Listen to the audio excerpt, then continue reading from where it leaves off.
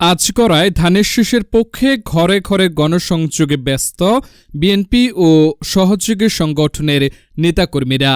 কুমিল্লার ৯ লাকসাম মনোহরগঞ্জ আসনে বিএনপি মনোনীত প্রার্থী আবুল কালামের পক্ষে ধানের শীষ প্রতীকে ভোট চেয়ে ব্যাপক প্রচারণা চালিয়ে যাচ্ছেন আজগড়া ইউনিয়ন বিএনপি ও সহযোগী সংগঠনের নেতাকর্মীরা।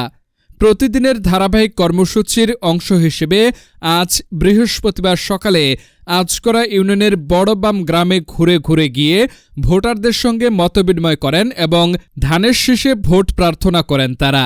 এ সময় এলাকার সাধারণ মানুষের মাঝে ব্যাপক সাড়া লক্ষ্য করা যায়। প্রচারণাকালে উপস্থিত ছিলেন আজগড়া ইউনিয়ন বিএনপির সাধারণ সম্পাদক বাবুল মিয়া, ইউনিয়ন শ্রমিক দলের সভাপতি শাহাব উদ্দিন, ওয়ার্ড বিএনপির সভাপতি নুরুল আমিন খান, যুবদলের সভাপতি রিপন, সহসভাপতি মিজান সহ বিএনপি ও সহযোগী সংগঠনের অন্যান্য নেতাকর্মীরা।